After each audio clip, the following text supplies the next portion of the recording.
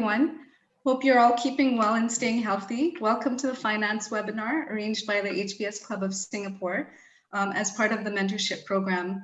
A special thanks to Adeline, our panelists, of course, as well as the others in the mentorship steering committee for making the session possible. This afternoon, we are very fortunate to have a diverse panel from Mehak, Deep, Elizabeth, and myself as we cover different industries within the finance sector, ranging from investment banking, asset management, private equity, hedge funds, retail banking, payments, and wealth management. So a lot of ground to cover. I shall be doubling up as moderator for the session, wherein we'll be spending about 45 to 50 minutes talking to our panelists about their career path, an industry overview, how they view the industry changing, and what to expect as a fresh graduate entering the field, as well as some general advice. We will have about 10 to 15 minutes of Q&A with the audience, so I encourage you, if you haven't done already, do come up with some questions, some of the burning questions that you have that you'd like to ask our panelists. After all, this is your forum to learn more about the finance industry, so no question is a silly question. As a matter of housekeeping, please keep your devices on mute unless you're speaking or asking a question to avoid any disruption. So without further ado, let's dive into our conversation with the panelists. So I think we probably can introduce ourselves. Maybe we can start off with the academic background as well as your career path, maybe a couple of minutes on it, what attracted you to the industry, and how you've navigated it thus far. So maybe we can start off with Mehak, if you're okay. Sure. Well, thank you everyone for joining. Great to see so many people interested in finance, so many girls especially. It's great. So my name is Mehak, as Shabham mentioned. I studied economics all the way until business school. I did a first degree at the Delhi University in India, and then I went on to Oxford, where I studied, where I repeated my BA. And I studied what they call the PPE, so Politics, Philosophy, and Economics.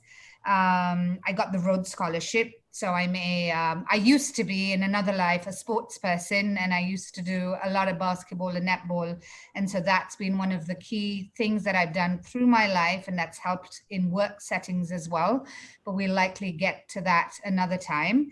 And then at HBS, my background is obviously general management. So that's my academic grounding. It's liberal arts in economics. And then I overlaid at Oxford, I dropped the philosophy because I found it too abstract, and I overlaid politics on it. So I did international relations, and that's what I wrote on. And even now at GMO, I continue to kind of follow international relations and write for it at the firm.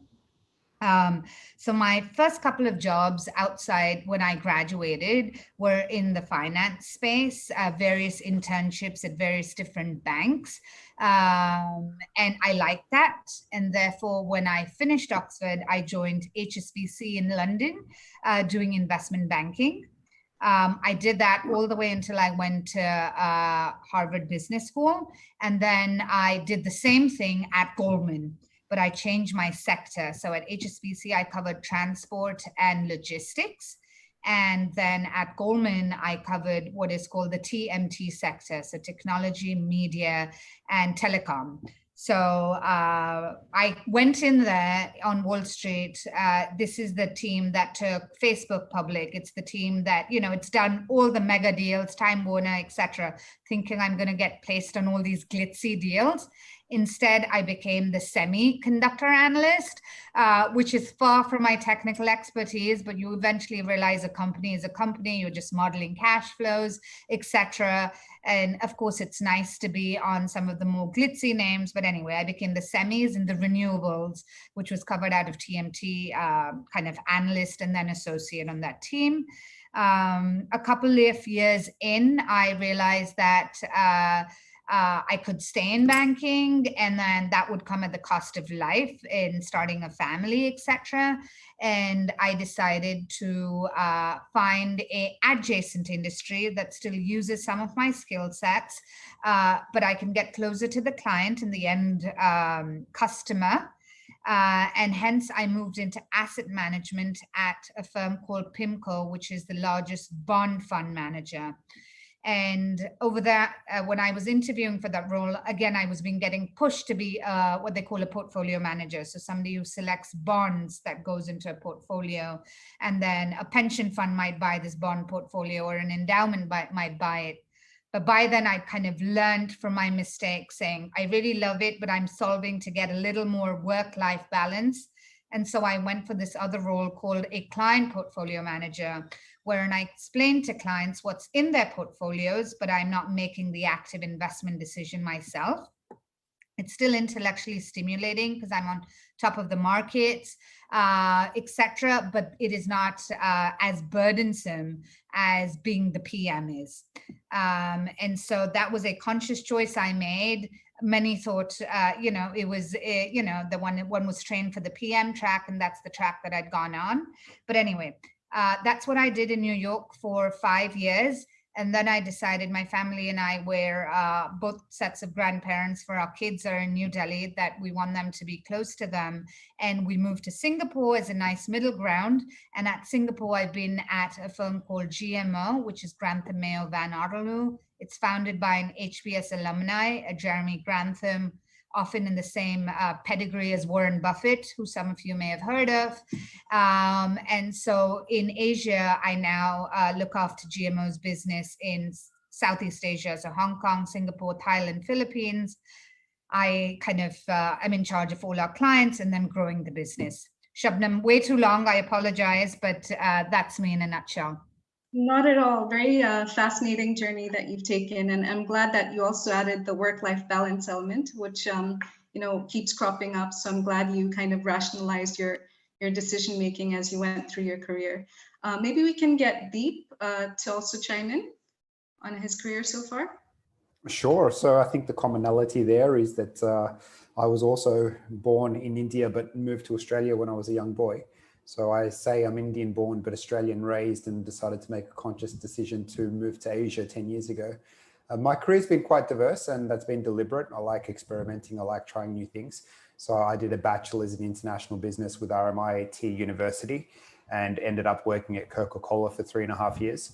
And then in the heyday of banking in 2006, 2007, where all of my friends who copied my university schoolwork were making multiple more dollars than I was, I decided I'd transition across the banking and finance. So in January 2008, a very good year to become a banking professional, I moved across to ANZ. During my time there, I worked predominantly on the corporate lending side, doing product and lending. And very quickly, I realized that everything to do with banking was a financial instrument, which in effect was a legal contract. So I retrained. I went to Monash University and did a Juris Doctor law degree, very deliberately, because I was wanting to compete in the international arena, and there was hunger and ambition to do more than just commercial lending in Australia. So I needed to, in some way, add brand to my CV. So ANZ is very well known and regarded in Australia, but my university degree was not so much the case. So Monash University is a top tier law school in Oz, where I spent the following 3 years doing my law degree whilst I was still working. A very tough situation, and I would not recommend working and studying at the same time. It's very painful. And then subsequently decided that the time to leave Australia was right in 2011, when I moved out to Singapore. For me, it was a simple trade. It was short Aussie, long Asia.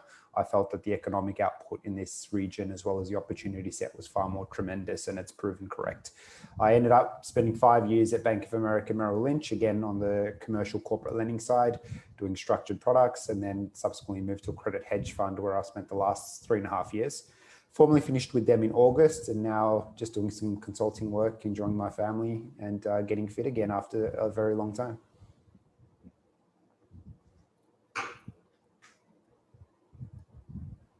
And Elizabeth, would you like to add in your intro? Sure. Hi, I'm Liz. You can call me Liz. So I'm Singaporean, and my background and my professional experience is much less illustrious than the first two. So I'm Singaporean. I went to local school. I went to MGS primary and secondary and ACJC. for my JC. So shout out to anyone who went there too. I decided to go overseas to get my undergrad degree because I'm sure we all know that, Singapore is quite a small place. So wanted to explore the world a little bit. I ended up going to USC to get a bachelor's degree. So I did a double degree in business. I did a concentration in finance, but I also did another major in accounting. I would recommend for anyone who's interested in finance, I think whichever route you go to, accounting was to me one of the most useful subjects that I learned in undergrad. So I would highly recommend that. After getting my undergrad, my parents wanted me to come home to Singapore, but I still really wanted to stay abroad. So I ended up, even though it was quite difficult at that point in time because it was after the crisis, I got an IB offer from one of the bulge bracket banks, and I was actually very lucky to get into this financial sponsors group, which is basically the group that your clients are private equity. And so you help them raise funds for their deals. Through that, I got to know private equity. And, at first, I just thought it was the right next step. Everyone said, it's kind of what you do after IB, especially going to sponsors group. Your mentors also push you into it. But really, as I learned more, I felt like the people I got to know there, the mentors, the people who work it there, I really respected from a standpoint of, they're both intellectually very capable, but also very hardworking. It was also an industry and an environment where they teach you a lot, but it's kind of it's how much you put into it, it's how much you get out of it as well. So I thought from a professional development standpoint, it was highly rewarding. I actually stayed at my firm after IB for about close to 6 years and decided to get my MBA. So I got my MBA at HBS, graduated in May this year, and actually rejoined the firm, but joined in the Singapore office. So sorry. Sorry about that. So I joined the Singapore office, same firm. So I'm back in private equity now. Why I decided to do that after my MBA was, I did explore other career tracks. I explored VC, I explored startups, but I still love the intellectual rigor of private equity. Here, when you invest, you have a lot of data, and that I know personally is something that I really enjoy. Having to be able to make investment decisions based on data. So we can get into that more later. Something that I think really attracted me at the end, and just taking a step back and a recommendation to you guys is that it is a profession where you can feel like you're your own boss. It's not and no discredit to any other profession, but something like consulting or law, you actually it's more of giving advice. Here, you get the advice, then you can act upon it. So that's something that really attracted me to it, and why I'm still here. Great, thank you, Liz, for that overview. So for myself, again, my name is Shabham. Kind of a different background from the rest of our panelists. I've been predominantly in the financial services sector, but with a marketing lens. So I started off with my undergrad at Swarthmore. It's a liberal arts school, graduated with an economics degree. During that time, I did intern with Credit Suisse, HSBC, as well as an audit firm. And I looked at different geographies. So with HSBC, it was India. With Credit Suisse, it was Singapore. And with an audit firm, it was the Philippines. So tried to get a holistic perspective of geographies as well. Then, as luck would have it, it was the dot-com bubble. I ended up in an ed tech firm, incidentally, as part of one of the SWAT alums connections, and was one of the 5th members there doing business development and content development. Did that for a couple of years, but then felt that my passion was actually marketing. So joined a brand consulting firm called Enterprise IG, which is part of the WPP group. Did that for a couple of years, and then decided to pursue my MBA with HBS because I did want to switch tracks more into the financial services sector. So as Mehak had mentioned, the MBA at HBS is more of a generalist degree, though I did take some electives more on the marketing entrepreneurship side.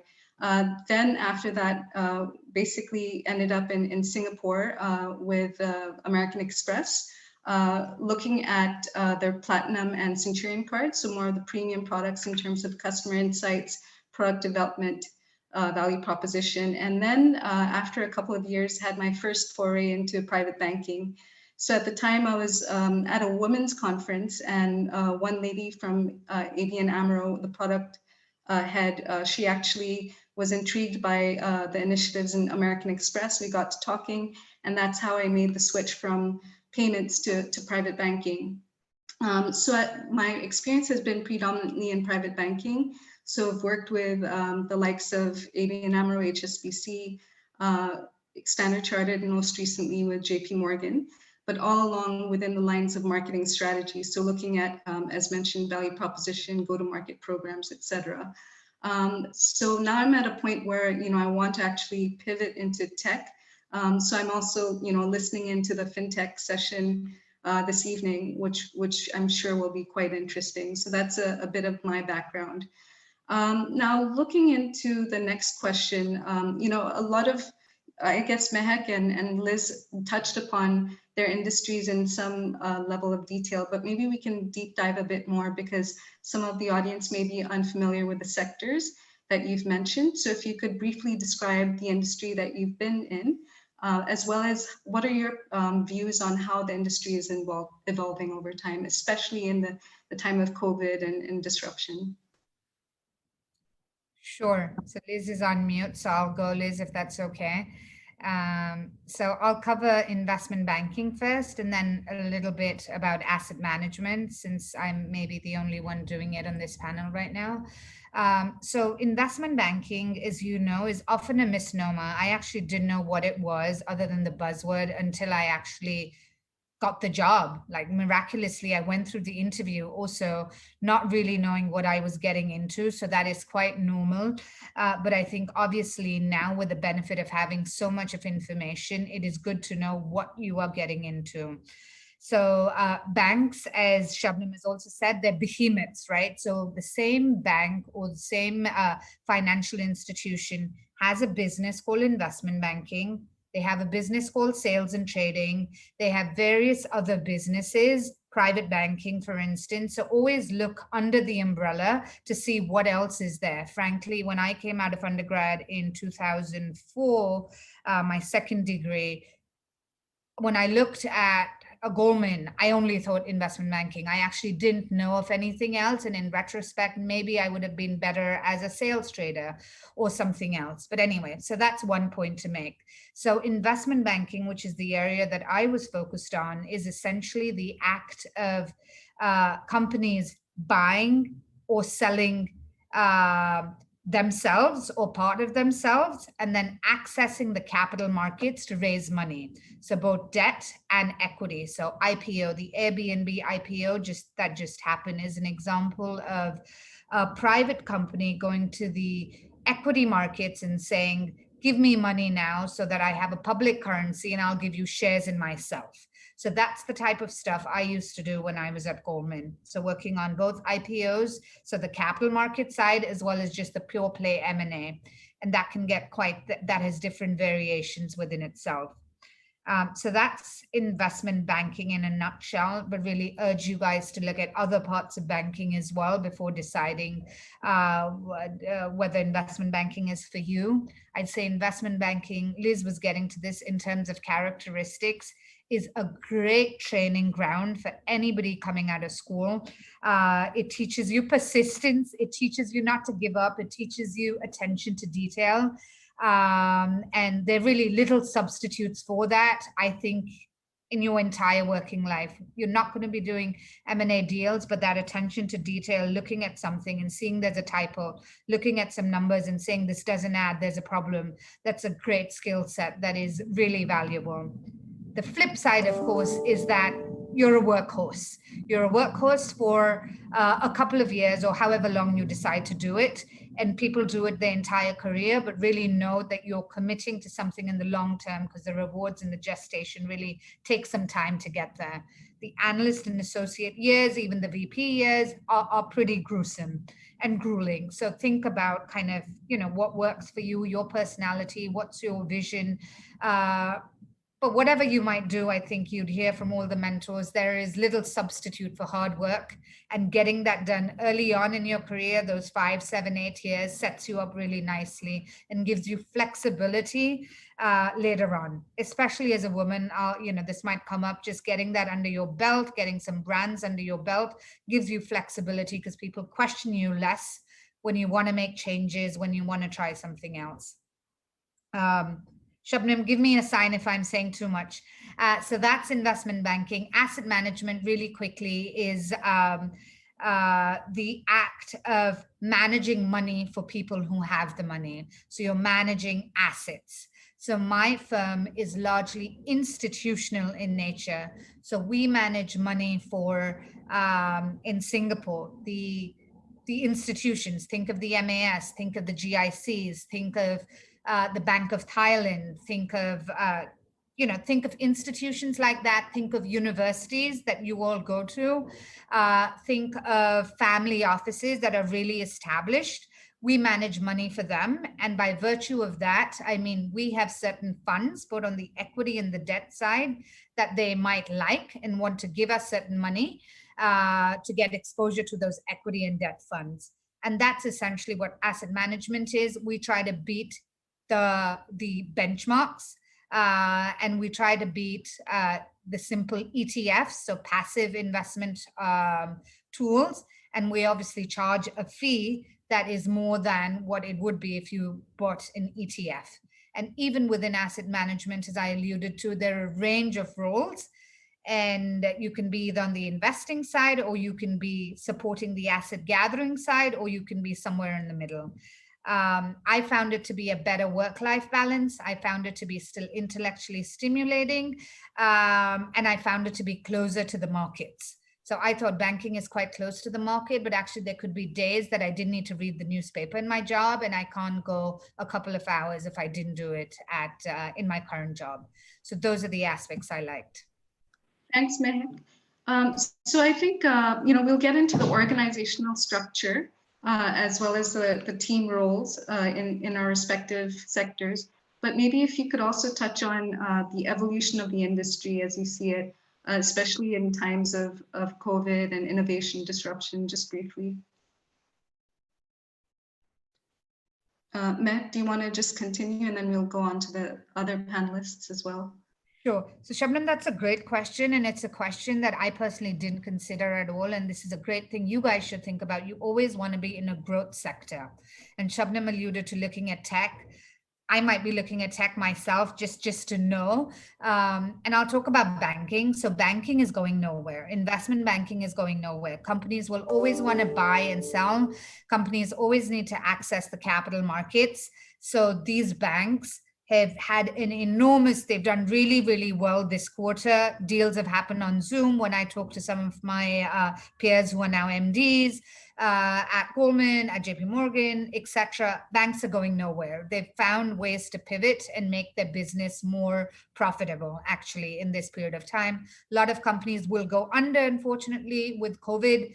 And that means there's opportunity for others. And so banking is still a very healthy and robust sector full of opportunities going forward.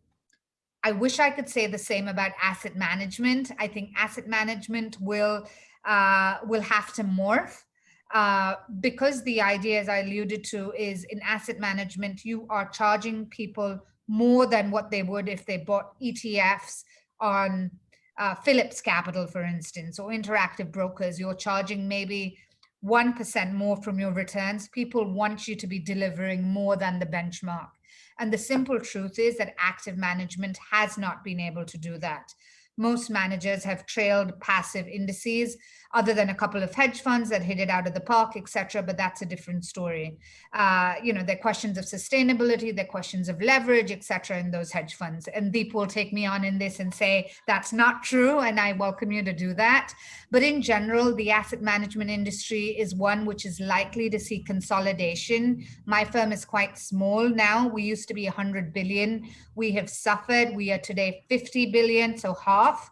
And it's likely to be a place where certain big firms swallow up certain smaller firms. And if you decide to remain small and private, you really need to know your niche and what you're selling. So definitely think about the evolution of the sector you're going into. Thanks, Mehak. Before we get into Deep, I know we need to give him some airtime as well. I'm just going to briefly touch upon private banking because it's related to asset management. So as Mehak mentioned, that asset management actually distributes products to institutions, whereas private banking is actually a sister arm. So they actually distribute the asset management products to high net worth individuals or ultra high net worth. So certain firms define it differently. High net worth is usually 1 million and above in terms of assets under management, whereas ultra high net worth individuals can range from a minimum of 10 to 30 million in assets under management. But in terms of how the industry is evolving, I agree with Mehak. You know, these behemoths are there to stay, especially like the likes of even DBS and JP Morgan. They're also making strides in the digital landscape. So they're there to stay, but I would add that on the extremes, so Mehak had talked about family offices. I think they're gaining importance in this region in serving, you know, the very ultra high net worth creme de la creme clients have their own, if you will, wealth management outfit to manage their own money. And on the lower end, if you go downstream in the affluent space, you are now having robo-advisory firms like Stashaway and Wealthfront in the US. A lot of these firms are kind of eating into the pie in terms of managing wealth in an automated way using algorithms and AI. So I think that's eating up into the space of wealth management. But I think a lot of the bulge bracket firms have recognized that and are working with the fintechs alongside them. But you will see some consolidation in the medium portion of the industry. In fact, UBS and Credit Suisse were also talking about merging during this time a few months ago. So you will see that sort of consolidation going forward. Now I'll move on to Deep because he's been patiently waiting. Admittingly, I think Mehak has taken my thunder because she mentioned everything I was going to speak to. But so let me answer the question slightly differently, which is I think at a starting level, when you're looking for work, you need to be able to say, what are the things I like or I don't like? I'm an introvert or I'm an extrovert. I like working as a team or I like being an individual contributor. I like people interaction or I prefer to have a task where I'm left alone to deliver results. And a lot of that can define in which area you can feel comfortable in when you go into a bank because they are large organizations.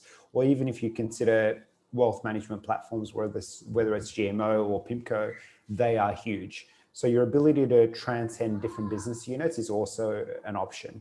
And when you go into those positions as a graduate, generally speaking, there's some form of rotation program to allow you to spend 3 months at a time in different business areas before you yourself get to decide, actually, that's the area that I want to participate in. So in some ways, my point is understand yourself, know what you enjoy doing and some of the challenges you do face, and then just go ahead and experiment with those rotation programs because in some ways that's a bit of a try before you buy, that you'll be able to see what you like and what you don't like and then decide for yourselves. Now, I went through that process with ANZ and I must admit I spent 18 months in investment banking and that was really sitting at a seat, pumping out Excel models and doing pitch decks. And for me, I could have just been a graphic designer and done effectively the same role, or been a financial modeler and done the same role. So that client interaction that I was really hoping for wasn't there. And it was usually me being dragged along as, let's call it the finance analyst, rather than to be able to have a strategic conversation about a deal structure. That was despite being a lawyer and despite having a track record of delivered financings to very large corporates. So for me, the decision was actually, that's not for me. So I moved countries and I moved roles. And I think just keep an open mind in that if you're doing a role and you're not comfortable with it, change and change early. Because the last thing you want to do is find yourself in a situation where a lot of my friends who are anywhere between 32 and 38, they've missed the opportunity to either build a career that they're satisfied with or a personal life that they're happy with. And that goes back to the earlier point being raised, which is how has the industry changed? Before, it was very much driven by money and driven by financial outcomes. And admittingly, that's what attracted me. I was on a particular salary and my friends were making 3 times more. And I thought, well, actually, I know I can do that role. So I did it. Now, was that the right driver? Absolutely not. But I also had an underlying passion for financial markets and finance generally. So I think just also understand what your driver is, because I think a lot of people are still stuck in the pre-financial crisis concept that there's outsized returns to be made, even in investment banking or in corporate banking. And I can say that despite having a varied career across 2 or 3 different companies across industries, I've actually out-earned a lot of my friends because I've been willing to bring different ideas and different concepts that have allowed either the bank or the credit hedge fund to do business in a different way that allowed it to grow its value proposition. So I think there's more to it than just being able to identify the type of role you want to do. I've had the other extreme where I've had friends doing the same job, the same role for 15 years, some at UBS who started analyst, associate, VP, director, managing director, co-head, CEO. They've worked through that ranks and they're absolutely satisfied. Point being that if it's a passion and something you enjoy, you'll get a lot out of it. But if it's not, there's the opportunity to change because that's available to you. Now, in terms of the piece around hedge funds and ETFs and whatnot, I think they exist because they serve a value proposition. There's always going to be a gap in the market that can be filled and a transaction that can be done within a particular platform that can't be done elsewhere.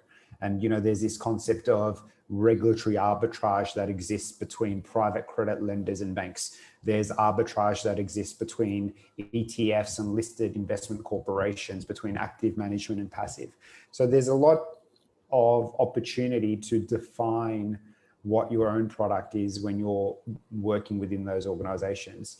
And if you think that, hey, I think I can do this in a different or unique way, there's probably a value proposition that you could explore for yourself, which is, doesn't make sense for me to launch an algo fund because I've got a computer science engineering degree. I've spent the last 3 years in investment banking, and I now know how to optimize these models to deliver a financial outcome to investors. So I think keep an open mind about entrepreneurship as you're working through some of these large organizations.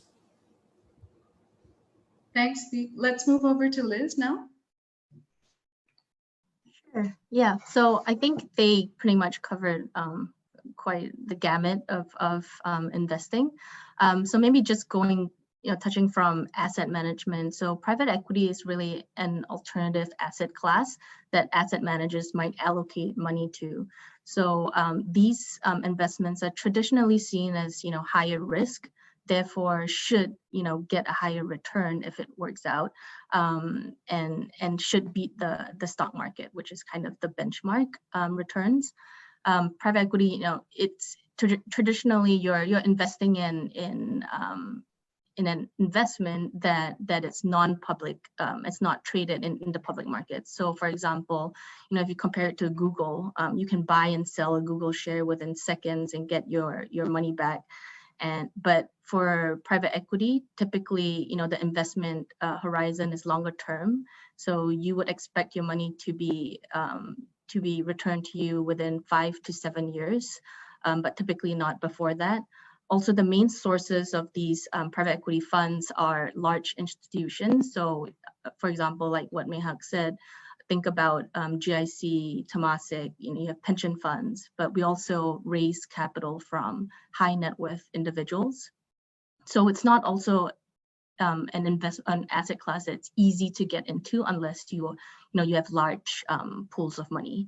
And this is also because the investments are typically for control. So you would look at a public listed company, maybe $1 billion, and you're actually trying to get control of the company. So you would want to, maybe own more than 50% so that you have operational control so that you can drive change. Because you need more capital. That's why these private equity funds are much larger. The typical ways or strategies are, one that you would read about a lot is leverage buyouts, LBOs. So that's the firm that I work for. This is the strategy that we use, and in a simple way, it's kind of like taking out, buying. So I'll just put it.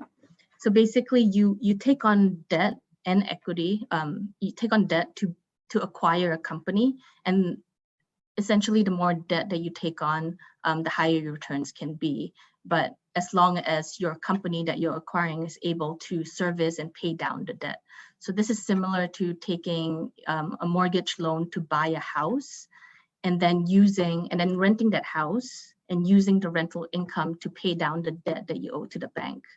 So for example, if you buy a house for $10, and I'm going to try to say this slow, so maybe it gets across, but you buy a house for $10 and you take out a $5 loan and pretend that it's no interest. And then you rent out the house for $1 a year. So after 5 years, you would be able to pay down, the $5 that you owe to the bank.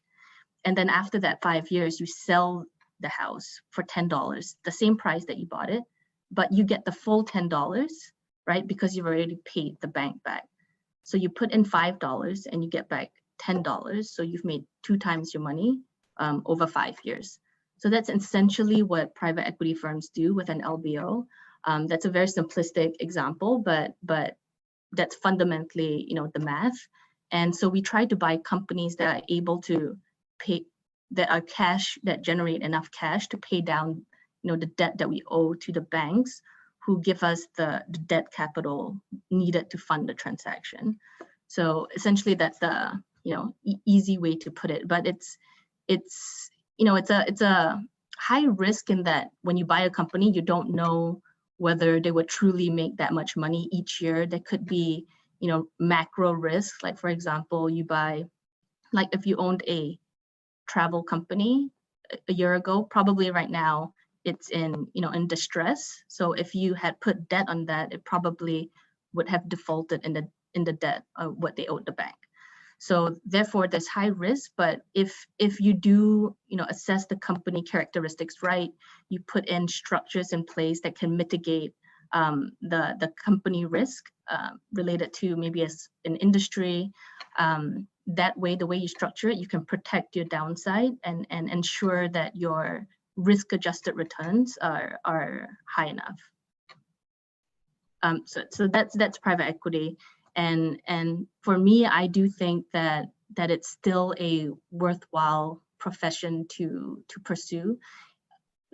Maybe let me talk a little bit more about the pros and cons.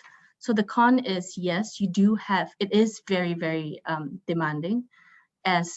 Speaking as a woman, you do have to, I think, when you reach a certain stage, think about work-life balance. And there are some firms, so I think my biggest recommendation is to make sure that you find a firm that supports work-life balance. And there are firms that do. So even though it's demanding, I think the trend is that there is more support for women entering the industry, more support for true work-life balance, even from a female perspective. That's what I see as kind of like the HR trend in PE. But just from a intellectual, rewarding standpoint and career reward, I do think that it's very lucrative. Yes, you make decent, good money relative to other professions, but I also think that the reward you get from it's entrepreneurial for me. And so when you're really able to create your own deal. In a sense, you go out, you assess the company, you own the company, you devise strategies and work with management to affect change in the company. So I do see it as fulfilling from an empowerment, but also seeing, the impact that you can have on a company. So all that, I think, makes it a rewarding career. Thanks, Liz. In interest of time, I'm going to combine a few questions. So sorry about the long-winded questions, but maybe we can start off with Liz, actually. I think she has gone through the ranks, starting off with the finance industry, just looking at the LinkedIn profiles. So maybe if you can talk about the type of roles and structure within your organization, a brief day in the life of the first-year employee, as well as career progression, both internally and externally. So what are the resources or opportunities available to be mobile within the firm, but also, you know, as an exit strategy, how do people actually migrate from private equity, let's say, to another sector? Sure. So for disclosure, I've been in investment banking and then private equity, and I've only been in one private equity firm. So really, these are just, you know, based on personal experience. And what I do know is that each private equity firm is actually quite unique. What is different between a private equity firm and an investment bank is really the size. You can find maybe like 24 investment professionals at a PE firm, and at a bank you have thousands of employees. So first, looking at investment banking, in the investment banking, you know, the entry points are really as a fresh grad. So I would recommend that, you know, if you're interested in investment banking, go to study valuation, study financial modeling, study probably pursuing a business degree. And I didn't go to undergrad in Singapore, so I'm not very sure how the classes are structured here. But in the US, it would be, you know, you can actually enter with any degree in the US, but you do need to be able to, you know, pass the interview. And the interview consists of a lot of financial questions. There are databases online that can help you prep. I think there are also tutors online that can help you prep. But the interview process itself is quite rigorous, and it also includes, you know, like a paper modeling test. So, you know, you do need to be comfortable with math and be comfortable with having, you know, 50% of the day you're doing some sort of math problem or Excel modeling. So entry-wise, you would enter as an analyst, and in the US, you typically do 2 years of analyst before you enter maybe the buy side. And in the US, it's very structured, where there's a big recruitment, you know, exercise. So there are a lot of recruiters out there that specialize in recruiting investment banking analysts to go to private equity or hedge funds or VC. In Singapore, I know it's a little bit, or Asia in general, is a little bit more ad hoc, and actually a lot more investment bankers stay in investment banking. And so a lot of my friends who entered investment banking, they're still there, and they only leave, you know, after 5 to 7 years. And so after analyst, you have associate. You know, if you do well, you can be a VP, go on and on in investment banking. If you do enter PE, the entry points are usually after 2 to 3 years of investment banking. If not, you kind of have to take a pay cut or title cut to join a PE firm, because they're very few slots each year, and some of the smaller firms only hire, you know, as needed. So it could be 2-3 years. During COVID now, it probably pushes back some of the recruiting cycles. But you have to be opportunistic of when you enter PE, and you probably don't have that much of a choice of, you know, leverage when you're trying to negotiate your package, your title, all that, because there are a lot of people trying to get into private equity also. And in PE, you start off as an associate. Some firms, they have different title kind of progressions. You could have, from an associate, you can go to a VP, or, you know, associate, senior associate, and so on. I would say the role as an analyst in investment banking is really what Deep said. It's very much sit at your desk, pump out model after model, pitch book after pitch book. It's only typical as an associate above, you get taken to client meetings, but that's also quite rare. I would say in private equity, it's very different.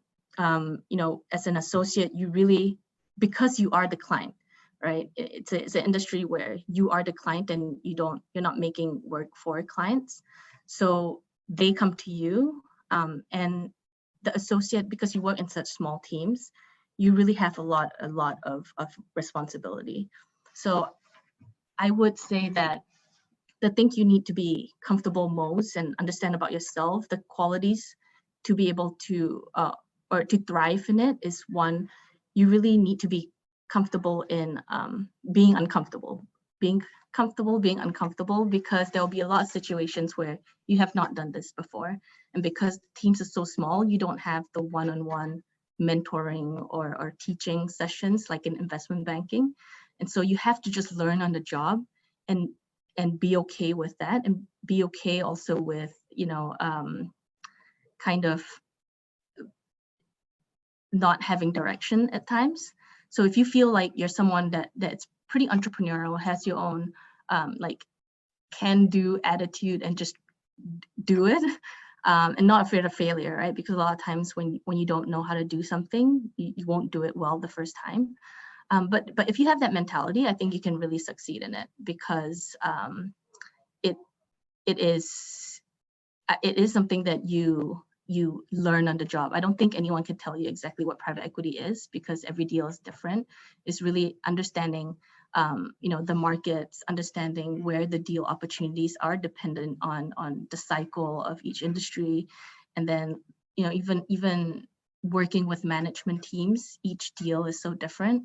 Well, yeah, that was very long-winded, but what I would say is that PE versus IB, PE is a lot more entrepreneurial. It's a lot more, also, I believe, a lot more empowerment in your role, a lot more roles and responsibilities, but it's more rewarding that way. Thanks, Liz. So I'm just conscious of time. We want to leave about 10 minutes for Q&A. Maybe Deep and Mehak, if you could briefly touch upon the career progression angle as well. Yeah, sure. I think just to echo Liz's point, right, that you need to be comfortable with uncertainty, because people are not always going to be around to give you direction or guidance, and to be able to one, be willing and able to make mistakes, and two, how to correct those to an adequate standard, so you're learning, developing, but also delivering positive results from there forward. That's key. I think the other advice is, don't make a career change in crises, right? At the peak of the financial crisis, or at the peak of the COVID crisis, you don't want to be trying to change career, because the demand side's not there. When the market is absolutely hot and there's hype, then you can start considering the transition, because in some ways, well, transition's hard.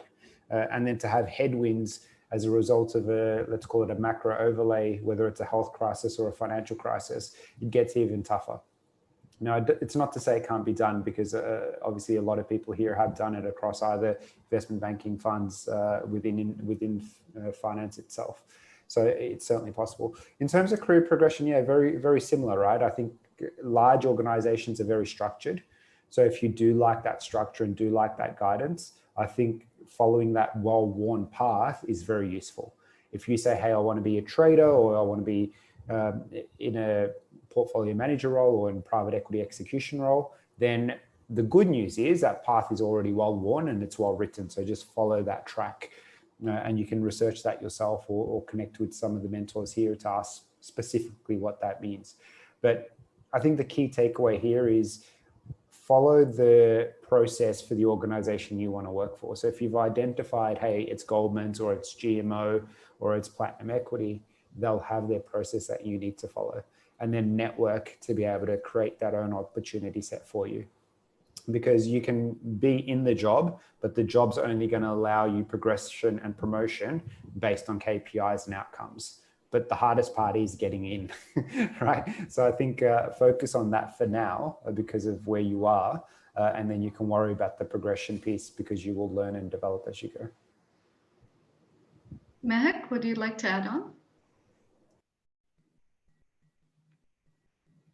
Shabnam, I have little to add. I think they've said all of it. The only one point I'll make is that we often hear as millennials, people try a job for 2 or 3 years and then move on. And Deep also made that point. It's good to cut your losses. But what I wanted to say, look at the flip side as well. Sometimes it takes time to get your teeth into a job and understand it, improve yourself, and come over that learning hump. And there is value in persisting if there are certain aspects that you do like about it. you make yourself more valuable to a potential next employer as well if you have stayed for a while and there's certain skills that you've picked up. So, you know, many of us constantly see applications of folks that have done 2 years somewhere, 2 years somewhere, 2 years somewhere, and they're perhaps not the first people we want to take a bet on.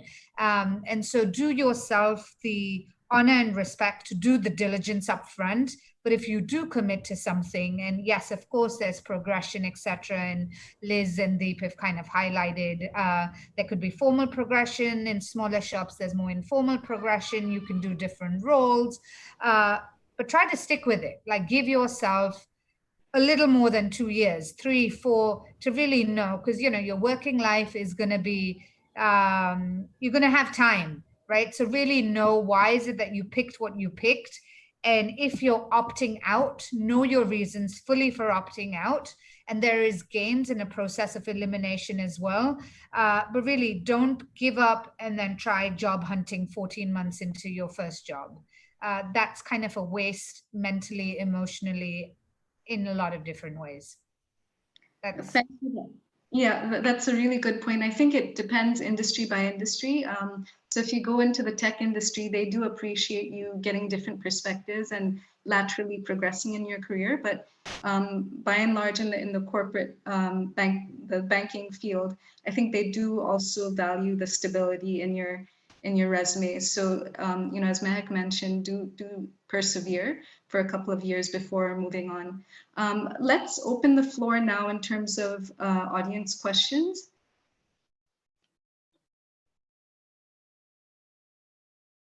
Would anyone like to go first? Okay, we have from Aishwarya a question: what skills or qualifications should we acquire to increase our chances to work in fintech? I think that could be addressed in the session in the evening, Aishwarya, if you'd like to attend that. But does anyone else on the panel have a perspective on that? Yeah, I might just chime in there. I think a lot of the fintechs that are now coming to age generally hire more senior people because unfortunately they haven't got the ability to spend a lot of money on training development and giving you the 2 or 3 years that you need to get to that stage. So I think cut your teeth within other organizations, within products that you have a sufficient interest in. So if it's payments that interest you, then work for MasterCard. If it's lending that interests you, work for a bank. If it's doing or underwriting IPOs, work for an investment bank. But then just try to figure out which players in the fintech space you want to align yourself with, because all of them are trying to address a very different problem. I can chime in as well. So yes, you can absolutely do that. And I think Deep is right. In the market in Singapore isn't as big as it is in other parts of the world. But institutions like the MAS have a lot of incentives to encourage grassroots innovation. And so to the extent, so you say skills and qualifications. So again, fin and tech, right? So that's kind of obvious, the type of qualifications you need. But you know, there are lots of other groups, and join the session in the evening. But there are lots of other groups that says, yes, if you have the academic grounding, at least in both finance and technology, or one of them, and can find a partner to complement your skills in the other, and you have an idea that is in any one of these places, insurance, tech, etc., crypto, whatever it might be, you could go down and kind of, you know, learn from one of the bigger institutions, or you can experiment yourself and start something yourself. And indeed, the MAS has lots and lots of incentives. And there's a Singapore FinTech Festival that is done really well. It's nascent. You have the benefit of joining in an evolving industry, and early movers always have an advantage. So no specifics here. This isn't the FinTech panel, but I think Singapore is a very good place in the world to be if you are looking at FinTech at this point in time. And I'd just like to add as well, if you are in, let's say, a financial services firm, the challenge that I've had is the FinTech firms do look at your profile and sort of silo you. There are some stereotypes, unfortunately. So to break that barrier, if you're still with a financial services firm internally, try and get into projects. A lot of these firms have innovation labs, so you can try and experiment and gain exposure into the fintech side. A lot of them, like JP Morgan, have partnered with a lot of fintechs. So that's how you get experience and exposure to then translate your experience with a financial service provider to a fintech. And also in parallel, when you're working with a bank, let's say, you could also volunteer your time as an intern somewhere else, right? So it doesn't preclude you from doing that. And that's how you also get a more holistic experience. Any other questions? Okay, I've got one from Tasha. Thanks for sharing today. How important is good school clubs portfolio besides good grades and good internships to gain interview opportunities at big financial institutions? I think this is talking about the brand names in terms of the MBA further studies. Yeah, I might take that one because I experienced it firsthand. So RMIT, it's a decent university in Australia, but it's not top tier. And I graduated top of my class. And every time I went into interviews, and I did close to 20 of them going into Coca-Cola, it was always a conversation about the university and not my grades. And then I actually did the Juris Doctor Law degree where I passed with an average or of a credit.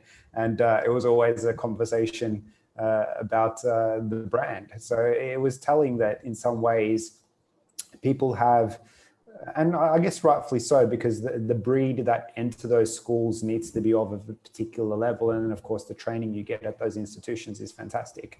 And I think Harvard is no different, as is LSE or Oxford, for that matter, to build that, not just the character, but the academic that walks out of those institutions. So I think for me personally, I would actually give a lot more weight to that than the knowledge I obtained. Now, another way to consider that is that we sit in front of the world's largest library every day, right? Our computers, we jump on Google or Bing or Yahoo, whatever you use these days, and you can source information, source intelligence and knowledge. But the network you build, the branding you get, and that association, that's actually what brings a lot of power to your CV and your ability to at least curate a very successful conversation, because you've worked with people who are in that ecosystem alongside you. And maybe to add, also just more from a entry kind of to enter as an analyst to a bulge bracket investment bank. If I could prioritize or in order of importance, I would say number one, a good internship. Number two, grades and then school clubs. Why? It's because grades and clubs kind of get you to the right schools. Right. And then it's only at the right schools that you're able to get the right internships, unless you really network your way. Most of these bulge bracket banks, because there's so many applicants, they have to do, the first filter would be schools. That's almost the easiest way, because if they filter by schools, their thinking is that it kind of makes sure that they get, the people with the better grades. So it's just that inherent way, that the more efficient way for these big bulge bracket banks to filter. So I would say that you should prioritize getting to the target schools that these bulge brackets look at, which, these schools would be the top tier schools. And therefore you would need good grades and a good portfolio to show, your proactiveness, your engagement in the community. But then I would really, really, really stress the importance of good internships. So if you want to get an analyst role in a bulge bracket bank, they're not going to consider you, even if you come from the best school and have never done an internship.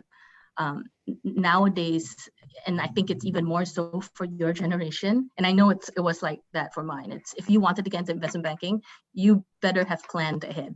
So your freshman year, your sophomore year, your junior year, do something in finance, and then make sure at least in your sophomore year you did investment banking internship, so that when you're a junior, that's when you get your full-time offer. And why that's also really, really much more important is that they fill the analyst class actually with half interns. So it's almost like shooting yourself in the foot if you're not trying to get in, and you're giving yourself half the chance if you don't do that. So really get the investment banking internship and convert that into a full-time offer. So let me chime in, Shabnam, if I can, and I will caveat that a lot of our perspective here seems to be how the US market works. Certainly Liz's comments and maybe so the Singapore market may work very differently, and I think that you need to figure that out. But this is what Liz has said, and maybe what I've shared is typically how recruiting works in mass at a lot of these in London or in New York or etc. The one caveat I'll say is that not everybody lands their perfect bulge bracket job in the first instance. And that's okay because people move around later. I would choose the functional area. Of course, you want the brand. And if you're lucky enough in school matters, but there are other ways to compensate. You can read, you can network, you have to have conviction. You find certain people, you get them out for coffees, you really get after them, right? Not in a pesky kind of way, but in a way where you show your value. Because you know what you're compensating for, right? You're asking them to take a chance on you because maybe you didn't go to that school. You studied in Singapore, and that's okay. There are a lot of brilliant people in my firm who are heading the firm who went up the ranks, were educated right here.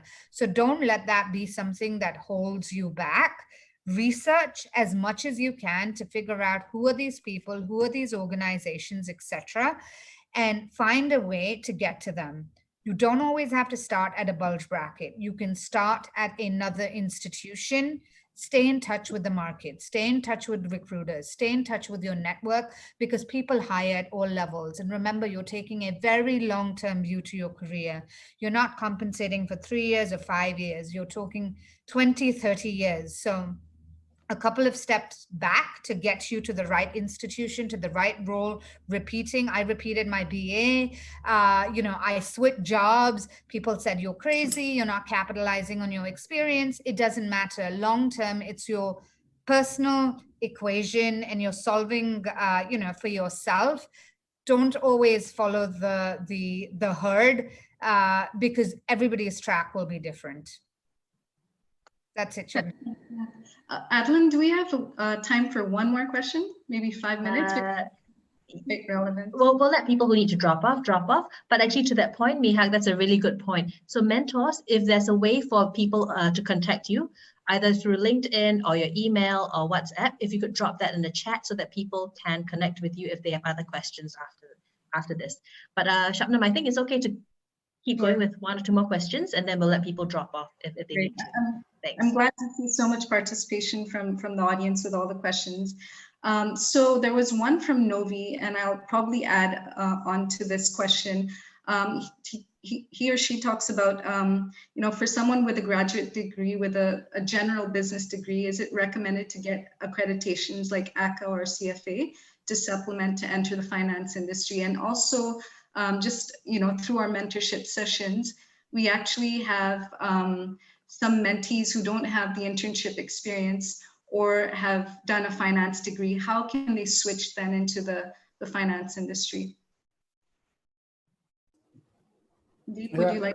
It's a great question. I think what those qualifications show is your persistence and your interest and your passion. And so there's no downside in doing them. But in the same way, do not stop looking. I think if you're doing a CFA or you're doing some form of accreditation, continue down that path, but make sure in parallel, you're still networking, you're still speaking to the right people. Because ultimately, what are you trying to achieve? You're trying to achieve an entry into an organization that you want to work for. And whether you've got that qualification or not, that's not necessarily what's going to open the door for you. It could. There's obviously opportunities to get recognized for some of the qualifications you have to get in, but the networking piece and the connecting and understanding the industry is going to be key as well. On that note, I do have to take leave, so I do apologize. I'm going to drop off. Thanks, Deep. Thanks for your time. Elizabeth, did you want to just add on? Yep, sure. So I think, and if I'm not wrong, and this might be what it is like in the US, but I think if there are some roles in hedge funds that you do need a CFA, so I would recommend you research. And I think LinkedIn is a pretty good way to try to, find people that might be willing to speak to you. Don't be discouraged if people don't reply, but there are a lot of knowledgeable people out there I would just shoot them a text, maybe go to them and meet for coffee for 15 minutes to just find out what the job is, because I think that's the best way to really understand the different roles there are in finance, because there are just so many. I do know that some require some accreditation, so I would put in the work to research and find out. Great. Yes, so I think most of us have included, yes, I think all of us have included our Gmail or LinkedIn. So do feel free to reach out to us. Unfortunately, I think that would conclude our session. I wanted to thank the panelists, Adeline as well, for their time in organizing. And we hope you found this webinar useful. Thank you again. Thank you so much, Shabham, for hosting and facilitating so brilliantly. And to all the mentees, this is an overview of the finance industry. Obviously, there's a lot of nuances, a lot of subsectors, a lot of roles. So if you're interested in this, please do reach out to your mentors, have one-on-one discussions, and advice on how you can network more with people in the industry so you can learn more. So you're at a learning stage. You're not going to know everything today, but this is the starting point. So you have an idea of what the different sectors are and what different job opportunities are. Okay. And so thank you again, everyone, for taking the time to join us today. We will have a recording of this. So if you'd like to watch this again or to share this with your friends, please do. And join us tonight for the FinTech session at 7 o'clock. Okay. Thank you, everyone. Have a good day. Bye. Bye. Thank you.